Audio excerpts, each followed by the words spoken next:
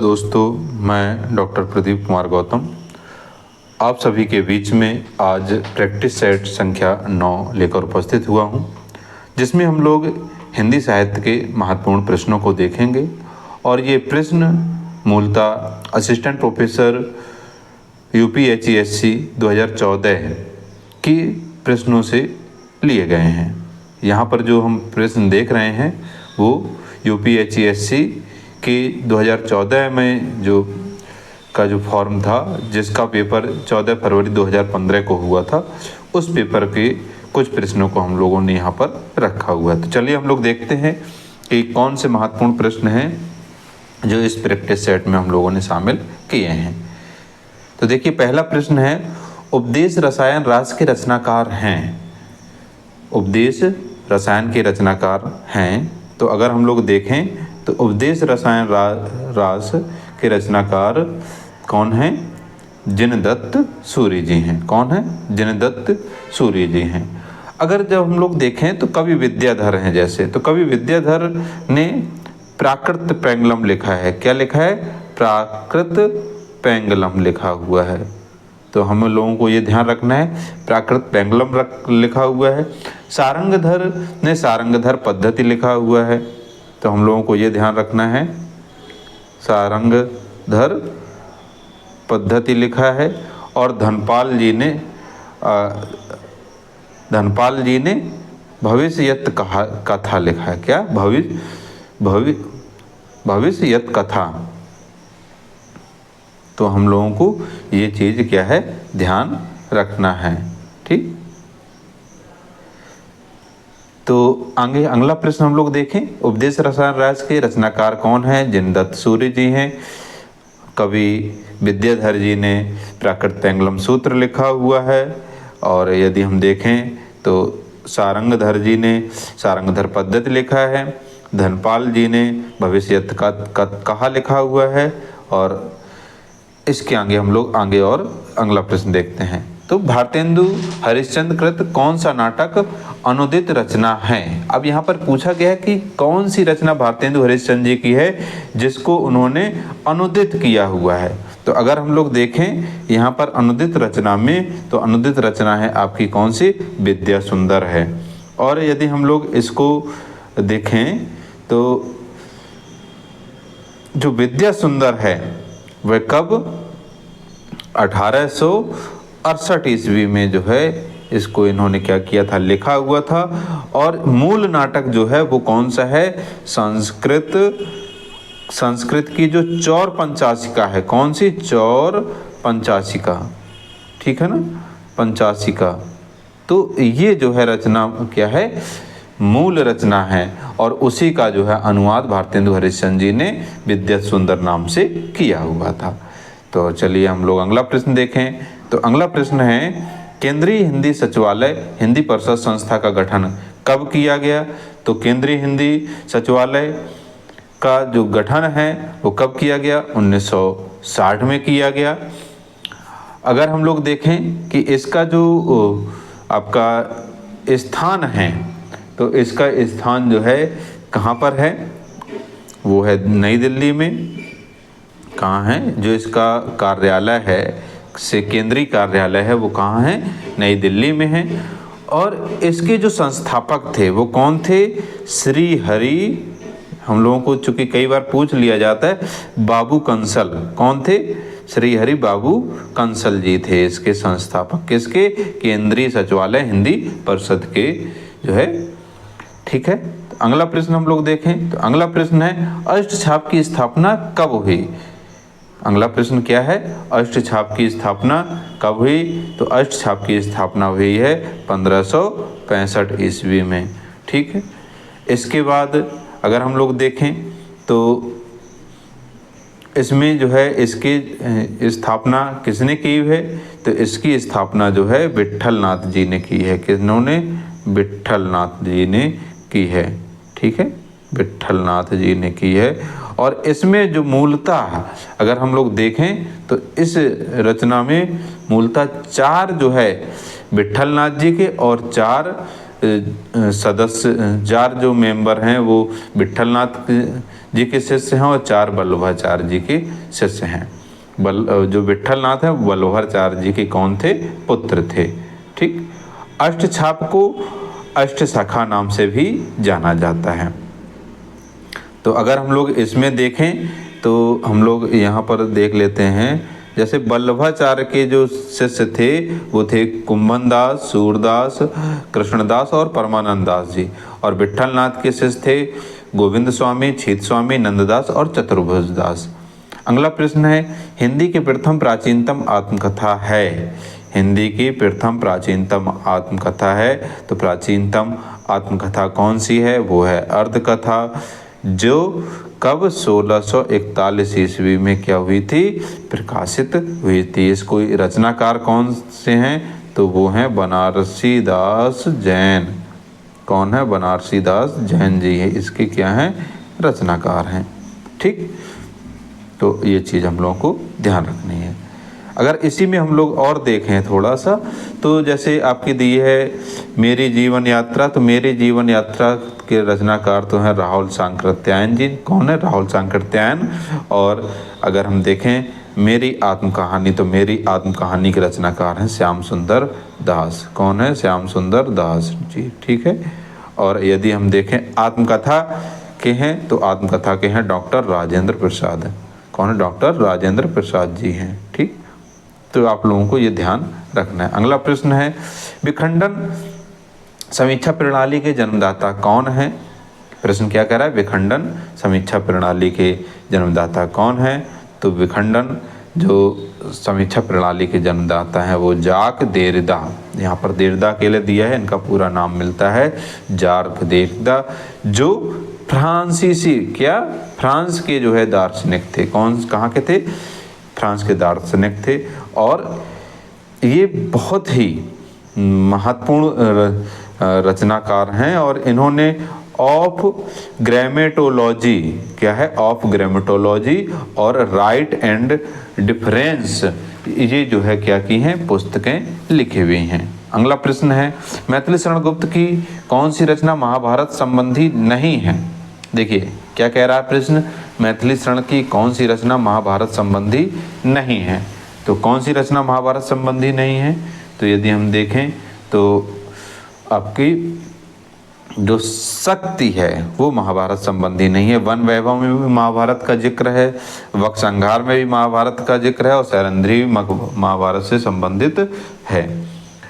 तो शक्ति जो है नहीं है। अगर हम लोग देखें मैथिली शरण गुप्त जी को राष्ट्र कवि कहा जाता है। क्या कहा जाता है? राष्ट्र कवि कहा जाता है। तो राष्ट्र कवि की कई बार पूछ लिया जाता है कि उपाधि किसने दी थी? तो वो दी थी महात्मा गांधी जी ने। ठीक है, एक चीज़ ध्यान रखना, महात्मा गांधी जी। और एक इसी में पूछ लिया जाता है कि इन्हें राष्ट्र कवि किस रचना के आधार पर कहा जाता है? तो भारत भारती, ध्यान रखिएगा, कौन सी? भारत भारतीय रचना के आधार पर इन्हें क्या राष्ट्र कवि कहा गया है। अगला प्रश्न है, दुल्हन अंगिया काहे न दुबाई, इस पंक्ति में कौन सा अलंकार है? क्या है? दुल्हनी अंगिया काहे न दुबाई। तो अगर हम लोग देखें तो इसमें जो अलंकार है वो कौन सा है? रूप कातिशयोक्ति अलंकार है। कौन सा है? रूप कातिशयोक्ति अलंकार है।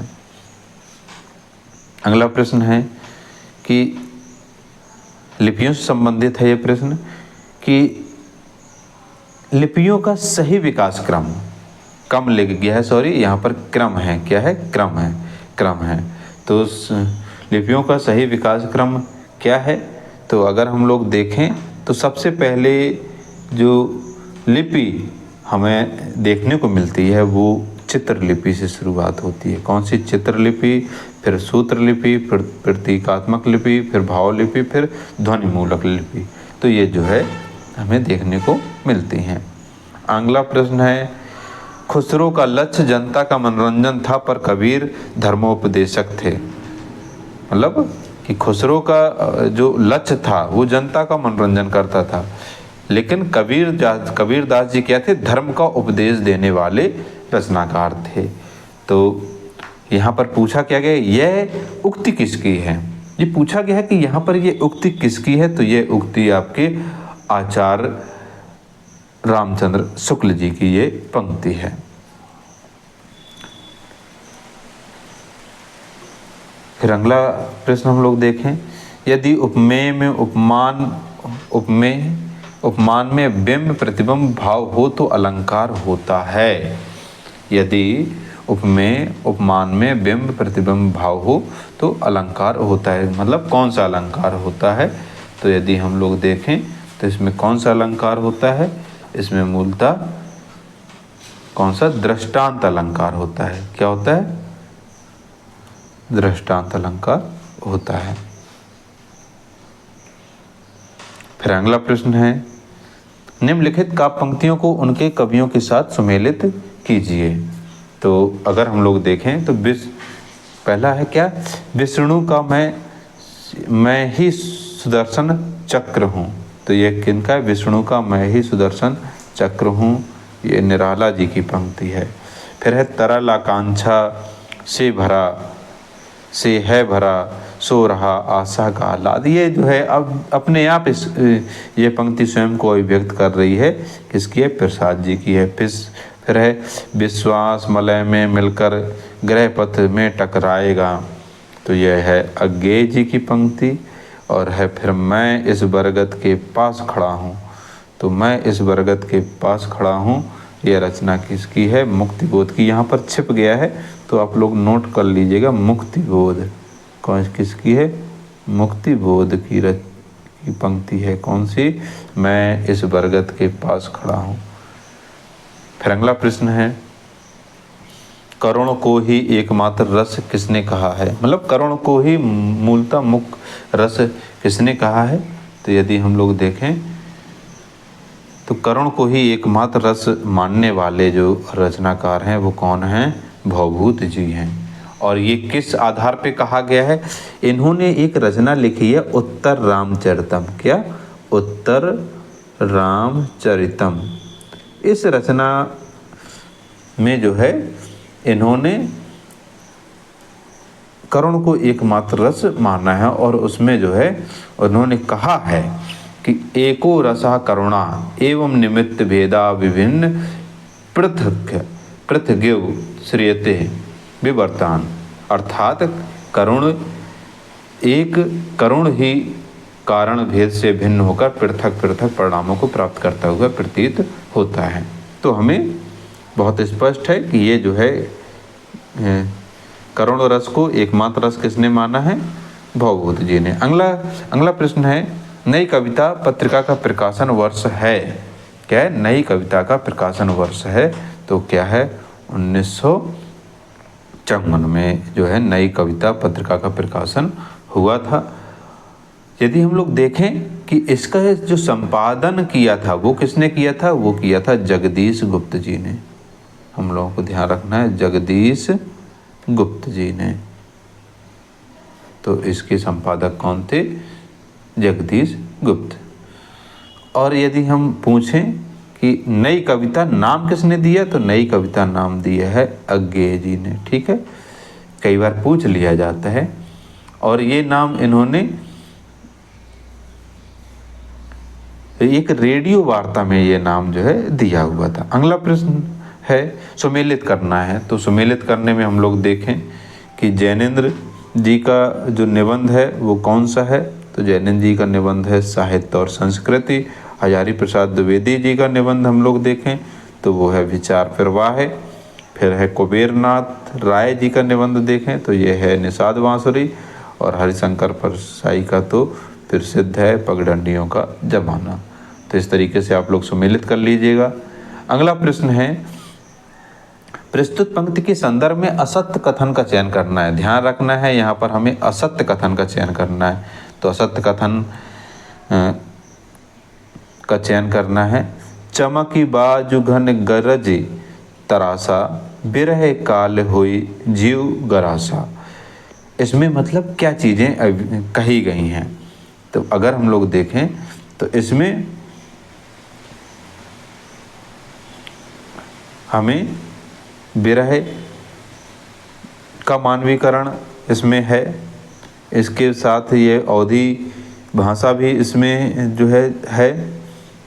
और इसके साथ साथ अगर हम देखें तो वियोग श्रृंगार भी हमें देखने को मिलता है। फिर इसके बाद अगर हम असत्य कथन, इसमें प्रकृति का आलंबन चित्रण हमें देखने को नहीं मिलता है, तो ये जो है क्या हो जाएगा, गलत, असत्य कथन हो जाएगा। ठीक है। फिर अगला प्रश्न हम लोग देखें, किस बोली में नंद और धा के स्थान पर नन और न्या हो जाता है?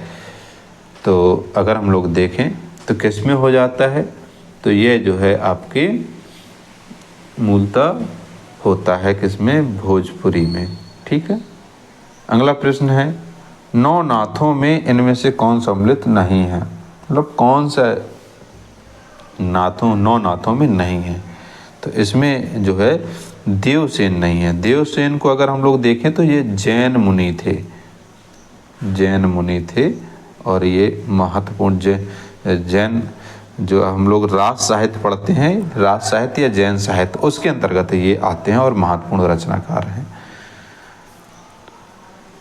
अगर हम लोग देखें तो इसमें गोरखनाथ जी तो थे ही, गोरखनाथ को ही गोरखनाथ कहा गया है। ठीक है। नागार्जुन भी थे, जड़भरत भी थे। अगर इसमें और हम देखें तो इसमें एक हरिश्चंद्र नाम के व्यक्ति मिलते हैं। कौन? हरिश्चंद्र। फिर सत्यनाथ मिलते हैं। कौन? सत्यनाथ। और यदि हम देखें तो चरपट मिलते हैं। ठीक है। फिर और देखें तो भीमनाथ भी मिलते हैं। अगर हम देखें तो जलंधर भी मिलते हैं, हरिश्चंद्र भी मिलते हैं, फिर मलयार्जुन भी मिलते हैं। कौन? मलयार्जुन। तो ये तो क्या है, ये आपके नौ नाथ, मतलब जो नाथ संप्रदाय है उसमें जो नौ नाथ माने गए वो ये आपको देखने को मिलते हैं।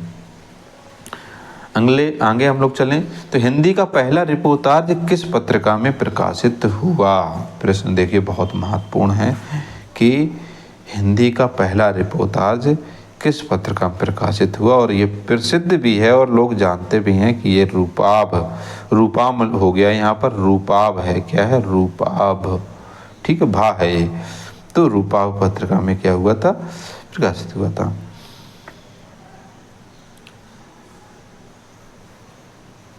और ये रूपाब में तो प्रकाशित हुआ था, लेकिन कौन सा था? तो अगर हम लोग देखें रूपाब में जो है पहला रिपोर्टाज प्रकाशित हुआ था 1938 ईस्वी में। कब हुआ था? 1938 ईस्वी में। और कौन सा है? लक्ष्मीपुरा है। कौन सा? लक्ष्मीपुरा। और किसका है? तो ये अगर हम देखें तो शिवदान सिंह चौहान जी का है। किसका है? शिवदान सिंह चौहान जी का। ठीक है। तो ये आप लोग नोट कर लीजिए। अगला प्रश्न है, अधोलिखित पंक्तियों में शब्द शक्ति है आए जोग सिखावन पांडे, परमारथी पुराननी लादे, ज्यों बन जा रे टाणे। तो इसमें हम लोग देखें तो इसमें क्या मतलब कौन सी शब्द शक्ति पूछी गई है? तो इसमें कौन सी शब्द शक्ति हो जाएगी? तो इसमें जो है व्यंजना हो जाएगी। कौन सी? व्यंजना। फिर आगे हम लोग देखें, हरिऔध कृत काव्य पवन का प्रकाशन वर्ष है। मतलब हरिऔध के द्वारा रचित जो काव्य पवन नहीं, काव्योपवन है। तो हम लोग यहाँ देखें तो क्या है? काव्योपवन। यहाँ पर ओ की मात्रा और लग जाएगी, काव्योपवन। तो इसका जो प्रकाशन वर्ष है वो कब है? 1909 ईस्वी में है। यहाँ ऊपर नीचे हो गया है ऑप्शन संख्या यहाँ सी, तो 1909 में है। ठीक है। फिर आगे अगला प्रश्न है, प्रसाद ने अपने किस नाटक में मुख्यतः नारी मुक्ति की समस्या को उठाया है? प्रश्न नंबर 22 क्या है? नारी मुक्ति। तो अगर हम लोग देखते हैं और उनके नाटकों को हम लोगों ने पढ़ा हुआ तो ये जो है हमें ध्रुव स्वामिनी में देखने को मिलता है। अगर हम लोग देखें तो चंद्रगुप्त का प्रकाशन हुआ था 1931 ईस्वी में और राजश्री का जो प्रकाशन हुआ था 1915 में। स्कंदगुप्त का प्रकाशन हुआ था 1928 में 28 है। और यदि हम देखें ध्रुव स्वामी, तो ध्रुव स्वामी का जो प्रकाशन हुआ था 1933 में हुआ था। फिर अगला प्रश्न है सुमेलित कीजिए। तो यहाँ पर हमें सुमेलित करने को आया कि अकहानी, सक्रिय कहानी, समानांतर कहानी और सचेतन कहानी। तो देखिए अकहानी जो है किसके उसमें निकली, मतलब इसके प्रवर्तक कौन है, तो गंगा प्रसाद विमल जी हैं। सक्रिय कहानी को अगर हम देखें तो इसके हैं राकेश वत्स जी। समानांतर कहानी अगर हम लोग देखते हैं तो ये तो कमलेश्वर जी हैं। और सचेतन कहानी हमें मिलती है महिप सिंह जी। तो इस तरीके से आप लोग मैच कर लीजिए। अगला प्रश्न है, अगला भी मैच ही करना है हम लोगों को। तो यहाँ पर पूछा गया कि कौन सी रचना किसकी है। तो देखिए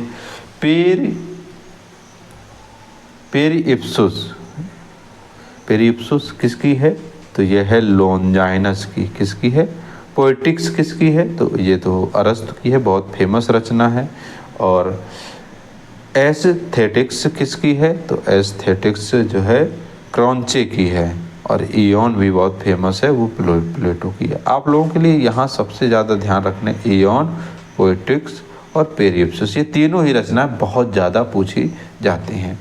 फिर अगला प्रश्न हम लोग देखें तो अगला प्रश्न क्या है, प्रस्तुत पंक्तियों के रचयिता हैं प्रेम निकेतन श्री आनहि, आई गोवर्धन धाम लड्यो शरण चित चाही के जुगल स्वरूप ललाम। तो इसके रचनाकार कौन हैं, तो इसके रचनाकार कौन हैं, रसखान जी हैं। अगला प्रश्न हम लोग देखें तो अगला प्रश्न है चंद्रगुप्त नाटक का कौन सा नारी पात्र चंद्रगुप्त के साथ प्रेम भाव नहीं रखता।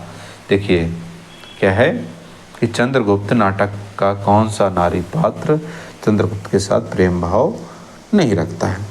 तो ये जो है प्रश्न नंबर कौन सा है, 26। तो अगर हम लोग देखें तो कौन नहीं रखता है, तो वो है सुभाषिनी। ठीक है, बाकी सब उनसे कल्याणी, कार्नेलिया और मालविका ये उनसे प्रेम भाव रखती हैं।